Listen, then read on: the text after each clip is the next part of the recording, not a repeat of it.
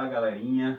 Quem fala aqui é o professor Daniel e nós vamos trabalhar o seguinte tema: Revolução Industrial. Lembrando que esse assunto do capítulo 3 é continuidade do nosso assunto do capítulo 2, Revolução na Inglaterra. Pois bem, eu trago aqui alguns dos objetivos que vão ser colocados lá na nossa plataforma, lá no Portables, e que nós vamos tentar alcançar aqui nas nossas aulas. São esses os objetivos. Um dos primeiros objetivos é trabalhar o conceito de revolução. Daqui para frente nós vamos trabalhar algumas revoluções, como a Revolução Francesa, no nono ano Revolução Russa. E aí a gente fala uma revolução na Inglaterra, Revolução Industrial. A palavra revolução ela vem do idioma latim e ela significa ato ou efeito de revolver ou revolucionar.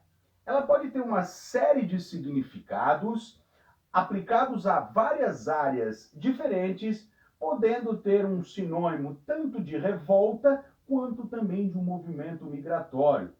Detalhe, por exemplo, os celulares revolucionaram a forma das pessoas falarem. Os computadores, as tecnologias revolucionaram a forma das pessoas trabalharem e por aí vai. Um doutor chamado Dr. Sabin, que desenvolveu uma vacina, ele revolucionou a medicina.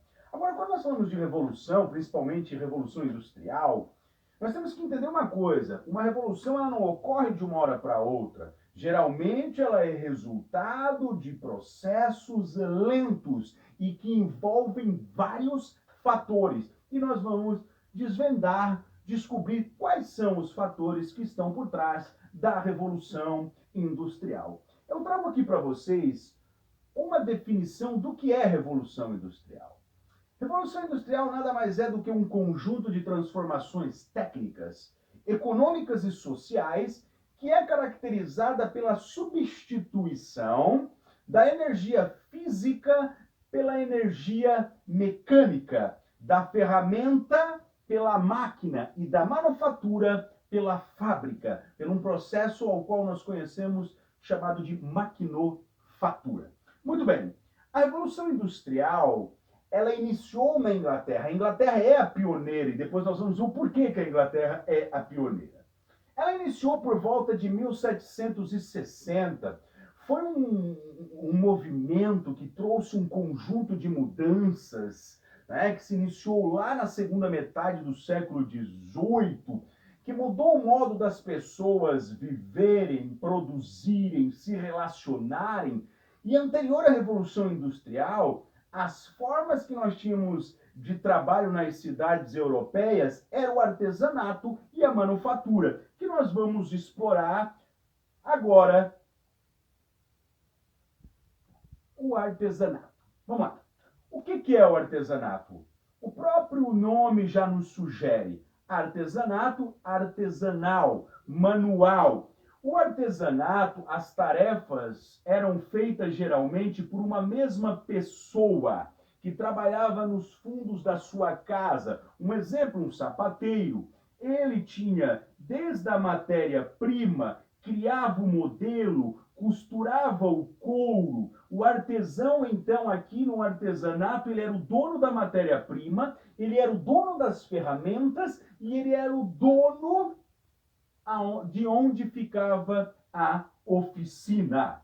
Só que a partir do século XV, com as grandes navegações, as conquistas de mercados na África, na Ásia, na América, tudo isso começa a mudar. Por quê? Porque começou a haver uma procura, um aumento por produtos europeus. E negociantes da Europa passaram então a reunir trabalhadores em grandes oficinas. E essas grandes oficinas vão ser chamadas de manufaturas. E aí nós temos a segunda fase da Revolução Industrial, que é a manufatura. Manufatura.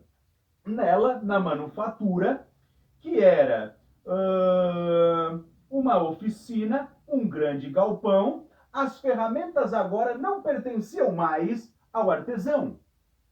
A matéria-prima não pertencia mais ao artesão. da manufatura pertencia agora ao capitalista e cada trabalhador fazia uma parte do trabalho, vendia a sua mão de obra. Então, essa era a manufatura.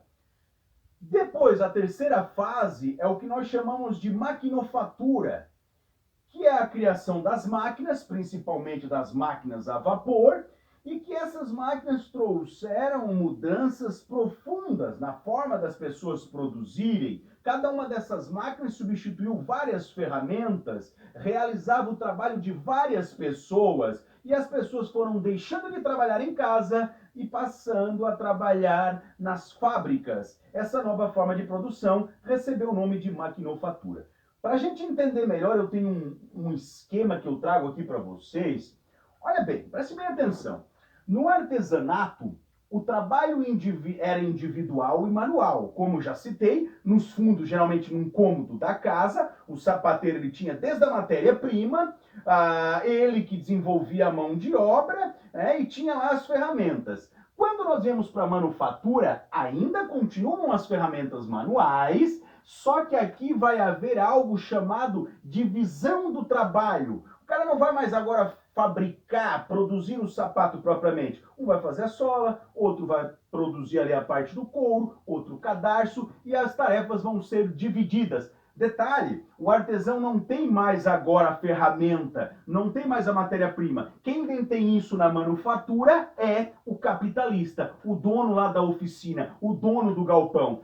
E muito diferente na produção industrial, que nós chamamos aqui de maquinofatura, vai continuar a divisão do trabalho, a divisão por tarefas, mas agora não mais de forma manual, e sim de forma mecânica. Na maquinofatura, agora quem faz as atividades, as tarefas, são as máquinas. Muito bem, eu disse para vocês que a Revolução Industrial, ela começou na Inglaterra. A Inglaterra foi a pioneira. E por quê que a Inglaterra foi a pioneira? Nós temos que atentar para alguns dos motivos do porquê os ingleses foram os primeiros, os pioneiros. A Inglaterra foi a pioneira na Revolução Industrial por fatores que influenciaram de tal maneira que, primeiro, nós temos um capital acumulado pela pirataria, né, por meio da pirataria na costa da Ásia, incluindo aí o tráfico de escravos altamente lucrativos. Nós temos uma mão de obra barata, farta, e consequentemente isso contribui para que haja também um êxodo rural causado pela política de cercamentos. O que é a política de cercamentos? Nós já trabalhamos isso anteriormente, que para produzir ali o algodão, criar ovelha, plantar, eles expulsavam as pessoas de suas terras e cercavam essas terras. Essas pessoas não tinham onde morar, não tinham onde trabalhar, se obrigavam a sair de suas terras e ir para a cidade. Então isso também fez com que houvesse mão de obra em abundância, chamado de êxodo rural. A existência de ricas minas de carvão e de ferro, a Inglaterra era uma região muito rica, né, em carvão e ferro. O carvão era a energia motriz das primeiras máquinas, eram movidas a vapor. O puritanismo, né, que a gente trabalhou, não tem como eu dar ênfase aqui sobre a questão lá do puritanismo, né, da lógica calvinista que não condenava o lucro, do anglicanismo. O puritanismo, na verdade, era a religião oficial da Inglaterra, naquele contexto lá do parlamento versus o rei e toda aquela situação lá, a Revolução Gloriosa e tudo mais. A instabilidade política, que a Revolução Gloriosa proporcionou, derrubando lá aquela monarquia absolutista, instaurando na Inglaterra uma monarquia parlamentarista, tudo isso contribuiu, tudo isso, né, ajudou a Inglaterra a ser uma das pioneiras, um dos primeiros países a se lançarem na Revolução Industrial. Então, falando ainda sobre questão de maquinofatura, de indústria, a primeira indústria a utilizar máquinas na Inglaterra, a se mecanizar, foi a indústria de tecidos, né? Tem um vídeo que fala sobre as máquinas que tornaram possível a Revolução Industrial, que depois eu vou deixar lá no Portables, eu vou deixar também aqui como uma dica para vocês no PowerPoint, que eu também vou estar disponibilizando esse material lá no nosso sistema no Portables. Então vocês vão assistir a esse vídeo lá no YouTube que fala sobre essa questão das máquinas que tornaram possível a Revolução Industrial. Muito bem. A Revolução Industrial, o advento das máquinas, ela trouxe uma série de mudanças, principalmente no campo social e econômico. Então, eu trago aqui para vocês indústrias e mudanças socioeconômicas. Que mudanças foram essas? A Revolução Industrial ela contribuiu para a consolidação do sistema capitalista. E dentro desse sistema capitalista vão nascer duas classes sociais. Uma, a saber, a burguesia, que nós já viemos trabalhando sobre essa classe há muito tempo, e o operariado. A primeira, a burguesia, ela é formada pelos donos de matéria-prima das fábricas e das máquinas. E a segunda, o operariado. O operariado é aquele que vende o seu trabalho, a sua mão de obra, troca ela por um salário.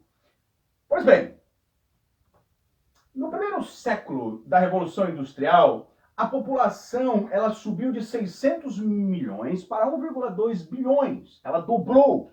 A população do Reino Unido ela aumentou quase 3 vezes mais. E esse aumento se deve ao fato das melhorias que vão ocorrer na agricultura, no aumento da oferta de alimentos e no desenvolvimento também nesse contexto aí da medicina. Muito bem. Como nós estamos falando de fábrica, como nós estamos falando de máquinas, depois eu também vou deixar aí para vocês a dica de um filme chamado Tempos Modernos, Charlie Chaplin, um filme muito legal que aborda muito bem essa temática.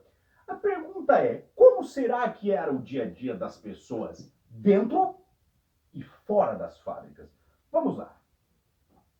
O cotidiano nas fábricas. Primeiro, era um ambiente bastante sujo, escuro, sem ventilação, havia falta de banheiros e refeitórios, o trabalho era bastante repetitivo, causando aí várias doenças, vários problemas de saúde. Crianças, homens e mulheres chegavam a trabalhar de 14 a 18 horas por dia, com intervalo apenas para as refeições, que por sinal eram refeições de péssima qualidade, pouco nutritivas. Era comum os operários receberem ameaças de castigo, punições, eram multados por faltas irrelevantes, como por exemplo, assoviou, cochilou no trabalho. Crianças a partir de 6 anos, mulheres eram mão de obra mais cobiçadas. Por quê? Porque ganhavam menos, tinham salários baixíssimos.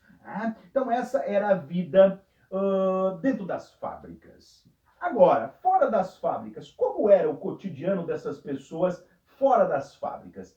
A vida fora das fábricas, ela se resumia para os operários em condições de extrema pobreza.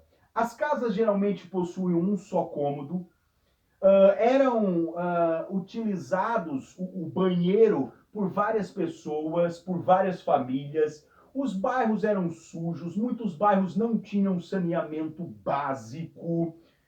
Já para os burgueses, a situação era totalmente diferente. Esses burgueses, eles enriquecidos com a venda dos produtos industrializados, pela exploração da mão de obra, viviam no luxo, viviam no conforto. E essa realidade era típica nos centros urbanos da Inglaterra e nos países do qual a Revolução Industrial se propagou. Lembra que eu citei para vocês um filme, também uma dica que eu vou colocar também lá no nosso Portables, que é o filme do Oliver Twist, que ele mostra bem essa diferença entre aí a burguesia, o operariado, os trabalhadores e tal, essa discrepância, essa desigualdade social.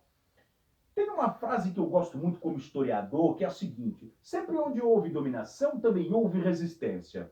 Então, eu vou trazer para vocês aqui um movimento de resistência chamado movimento ludista. Não se tem ao certo o porquê, alguns falam que o seu principal líder, chamado de Ned Ludders, e por isso o movimento ludista. Ficaram conhecidos também como quebradores de máquina.